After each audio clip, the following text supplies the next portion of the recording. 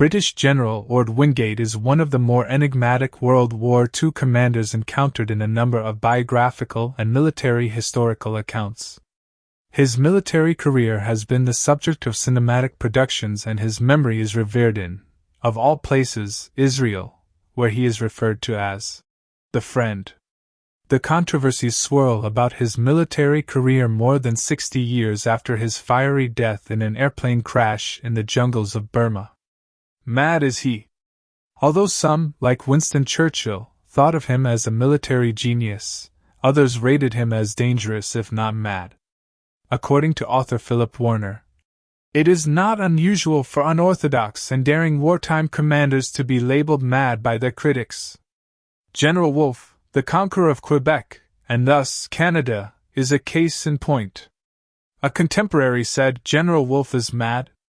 George III retorted, "Mad is he? I wish he would bite some of my other generals." Orde Wingate was a military paradox in that there existed greatly disparate views about his tactical and strategic conceptions for long-range penetration behind enemy lines in Burma in both 1943 and 1944. Furthermore, as John Bierman and Colin Smith have noted, throughout his career, Wingate's unconventionality and disdain for the superiors he dismissed as military apes marked him as a difficult, if not impossible, subordinate. Despite some ruffled relations with Wingate, 14th Army Commander General William Slim praised the Chindit leader immediately after his death. While the Burma campaign still raged and victory was yet to be assured, Slim specifically eulogized Wingate for his genius. "The number of men of our race in this war who are really irreplaceable can be counted on the fingers of one hand. Wingate is one of them. The force he built is his own, no one else could have produced it. He designed it, he raised it, he led it, inspired it, and finally placed it where he meant to place it, in the enemy vitals." The two Wingate biographers, Bierman and Smith, curiously observed a marked change in the previous laudatory tone when Field Marshal Slim penned his memoirs many years after the war had concluded. It seemed as though all of the old dislike of Wingate within the military establishment surfaced in print. Wingate was loudly criticized for his rebellious scorn and arrogance, his paranoid touchiness, his reckless rudeness, his flouting of convention, his personal scruffiness, his leftishness, and his strange obsession with Zionism and the Jews. Operation Thursday. Curiously, none of these negative personality traits were connected with his military operations until Slim's publication of his memoirs in 1956. More specifically, recollections many years after the end of the war about the start of Operation Thursday by Slim and others within the British Army cast a negative view upon Wingate's demeanor and leadership skills at the time of the fly-in. In March 1944, Operation Thursday was a perilous deep penetration thrust by Wingate's Chindits and the American unit Merrill's Marauders against Japanese forces in Burma. A single photograph from Wingate's tumultuous career offers some insight into the character of this enigmatic commander. The actual accounts of the events depicted in this photograph of a group discussion of aerial reconnaissance among senior British and American officers just prior to the commencement of the air component of Operation Thursday in Burma on Sunday, March 5, 1944, have been distorted by both posthumous official and personal reflections of this encounter by conventional-minded staff and command elements in the British Army, who regarded him, Wingate, as an out-of-control visionary, whose ideas about guerrilla warfare behind enemy lines as being unworkable. It is indeed interesting that in Major General S. Woodburn Kirby's official history of the war against Japan, there is a 6-page assessment of the Chindit commander, which is unusual in both its distinction and length, and parenthetically it is almost entirely negative. David Rooney, in his biography, wrote of Wingate, after 1943, when Wingate had just returned from the Quebec Conference Quadrant, in response to an attitude of almost total opposition to General Headquarters, GHQ, New Delhi, he was deliberately aggressive and offensive, and purposely used the threat of his direct access to Churchill in order to get things done. From this period he made a particular enemy of Major General Kirby, who had been Director of Staff duties at GHQ. In fact, he and Wingate had a raucous encounter in regard to Chindit supplies, which may have been exacerbated by Field Marshal Archibald Wavell, the Viceroy of India, who intervened in favor of Wingate's men. In one message to Lord Louis Mountbatten, Allied commander in the China-Burma-India theater, he complained of GHQ's failure to meet his demands for weaponry and rations. Wingate reportedly rashly named Kirby as one of those who should be sacked for iniquitous and unpatriotic conduct. It is with this background that in 1951 Kirby was appointed to write the official history of the war against Japan, and, as Shelford Bidwell asserts, he took his revenge. Saved by aerial reconnaissance. March 5, 1944, was a momentous day for the Chindits.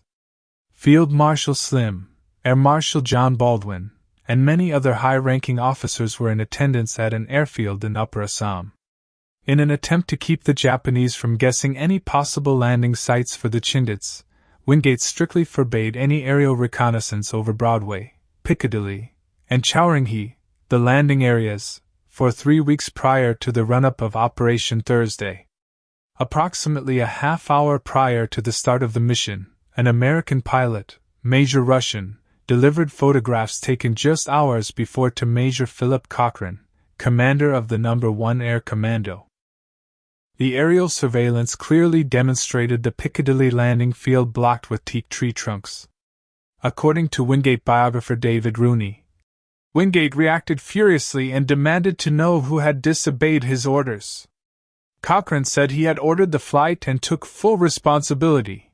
Then Wingate apologized for the outbursts because he realized that the photographs had prevented a certain disaster to 77 Brigade and the first wave of gliders.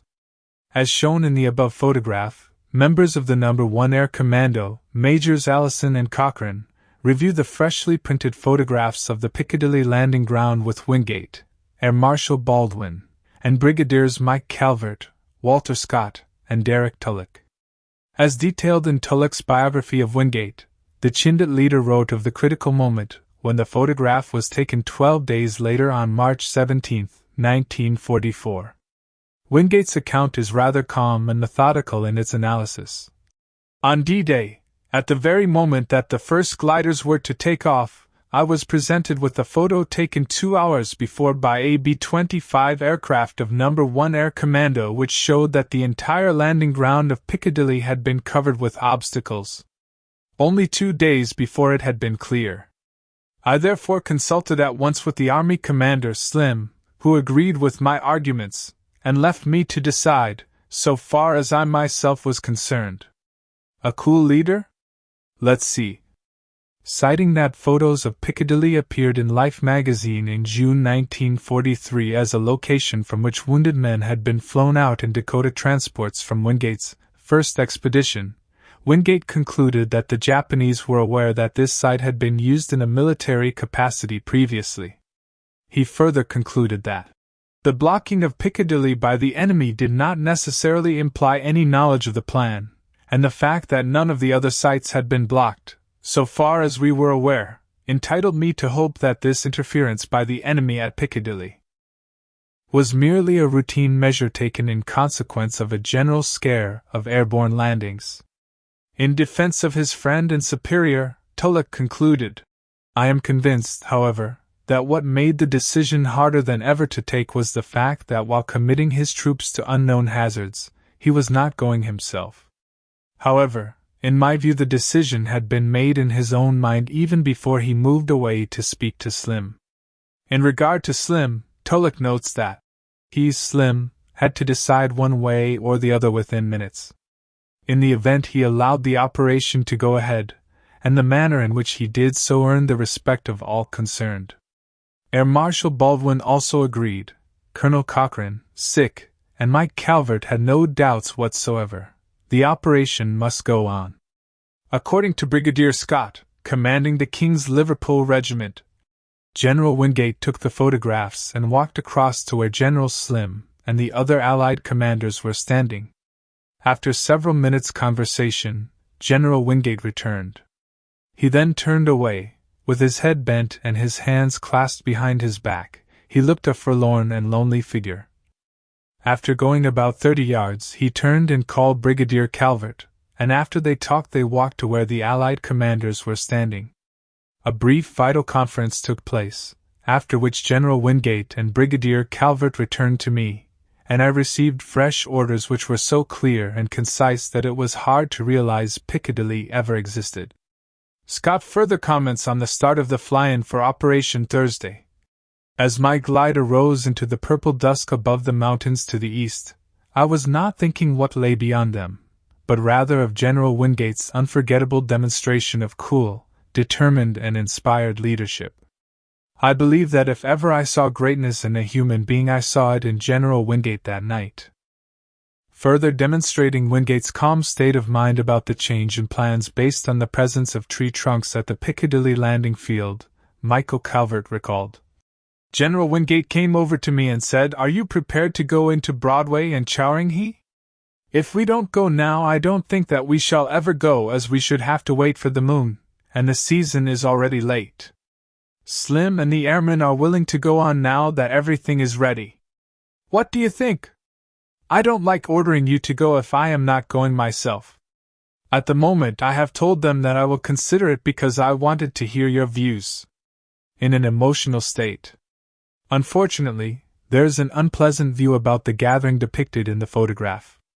As summarized by Rooney in Slim's memoirs, Defeat into Victory, which he wrote 10 years after the event, and when he could not remember even which airfield had been used, he says that when the photographs arrived, Wingate got into an emotional state and argued for the whole operation to be called off.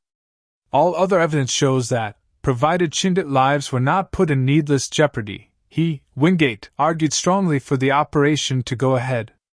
Calvert, Scott, and Tulloch, as well as Air Marshal Baldwin and Sir Robert Thompson, all wrote their descriptions, which confirm Wingate's version and refute Slim's.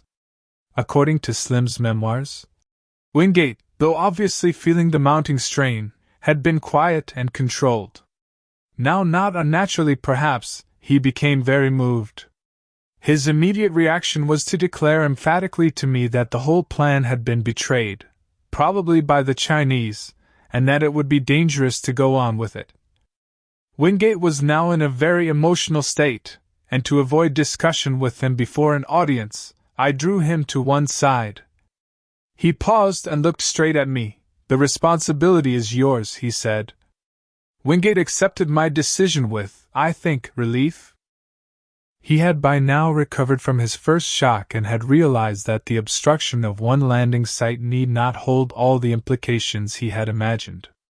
We walked back to the group of officers and, with Baldwin's concurrence, I announced that the fly-in would proceed, adding that as Piccadilly was obviously out, it was from Wingate as the tactical commander to decide what changes should be made.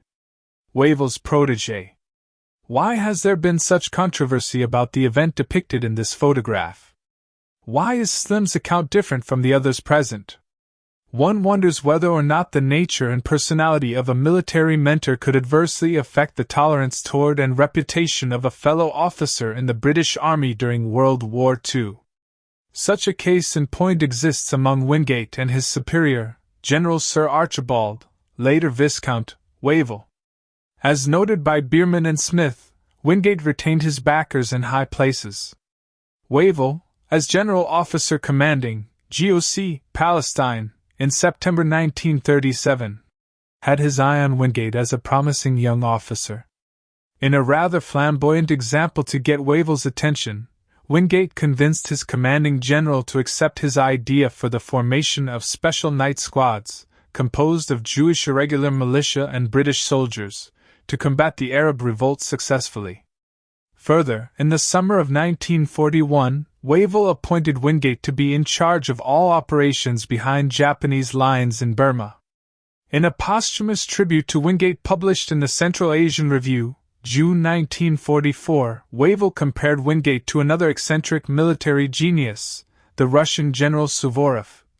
Suvorov was a leader quite out of and above the ordinary rules of military criticism. His energy was as inexhaustible as it was audacious. He taught his followers to trample, as he did himself, on every difficulty in their way. Obstacles only provoked him to strike out new resources, and wild and irregular as he was, he possessed in a remarkable degree that intuitive sagacity in the hour of battle which is one of the highest qualities of military genius. The above passage would serve as no bad portrait of Wingate. Also, according to Warner, Wingate's enterprise and vision excited the admiration of Mountbatten and of Churchill, who were looking for a bright, inventive, courageous character who could bring the war to a rapid and successful end. At the Quadrant Conference in Quebec, Bierman and Smith note, Wingate proved unexpectedly adept. He presented his revised plans for the Second Chindit campaign to the British Staff Chiefs and the Joint Planning Staff on August 10, 1944, and they approved his demands for manpower and material with only slight modifications. Churchill was delighted with the performance of his protégé, and went out of his way to mention him by name in a message to the King. Brigadier Wingate made a deep impression on all during the voyage, and I look forward to a new turn being given to the campaign in Upper Burma. The acceptance of Wingate's plans for a second deep penetration into Burma was not without its opponents. Field Marshal Claude Auchinleck had been persuaded by his general staff in New Delhi that Wingate's plan would place an intolerable demand on their limited resources of manpower and equipment. Auchinleck cabled the attendees at Quadrant, "In my opinion, the proposal is unsound and uneconomical, as it would break up divisions which will certainly be required for prosecution of the main campaign of 1944-45. Churchill exploded and believed that the High Command in New Delhi had been dragging its feet far too long. Wingate won the contest hands down, including his insistence on being allowed to establish his own headquarters. According to Bierman and Smith, Quadrant was the high point of Wingate's career. It was unprecedented for an officer of his comparatively junior rank to find himself in a position of such influence over strategic decision-making at so high a level. It becomes easier to understand how other general officers on the staff in New Delhi could be extremely perturbed with Wingate having obtained Churchill's favor. A wide range of opinion. Just what factors had an impact on the posthumous criticism of Orde Wingate? Was it his irascibility and blatant disrespect of higher military authority? This is very similar to Air Marshal Sir Hugh Dowding, who, according to David Fraser, wondered why some senior officers in the services show all the symptoms of mental paralysis after the age of 45 or so. Was it his creative genius among many who faced their mediocrity with arrogance? Was it his spiritual beliefs that created friction among his contemporaries, much like those of Dowding, which affected his dismissal from the leadership of Fighter Command after the Battle of Britain? Was it his deep-seated belief in a Jewish state, which conflicted with the traditional pro-Arab stance of the British military establishment? Was it based on the perception that he was mentally unbalanced, especially in light of his attempted suicide in Egypt? Much like Dowding publicly referring to his communication with deceased spirits at the height of the Battle of Britain? In an organization, brutal candor, arrogance, stubbornness, and insistence on one's beliefs will bring criticism from either qualified superiors or peers, or both, or from less intellectually gifted men. A solitary photograph clearly has a multitude of meanings among the principal members of the group immortalized with film. Orde Wingate clearly has engendered a vast array of opinions about his military views, eccentric habits, and religious beliefs. According to Lewis Allen, who wrote an authoritative treatise about the Burma War, the British Army after the defeats of 1942 in the Far East needed an immense uplifting of spirit. It needed Orde Wingate. On the other hand, the animus Wingate aroused in fellow commanders and distant staffs has also led to determined efforts to denigrate him and to reduce the impact of what he did. Furthermore, Allen, in trying to continue to find a rightful place for Wingate in the Burma War, wrote, "Devotees of the dull and staid will decry his flamboyance, histrionic procedures, and the publicity which attended them. They missed the point. What the press and world opinion made of Wingate's initial exploits infused a new spirit into the affairs of Burma. Whatever the strategic upshot, whatever Wingate's psychological faults, that renewal of spirit cannot be gainsaid. Thank for watching and press the subscribe button for more historical, mysterious, and leadership story.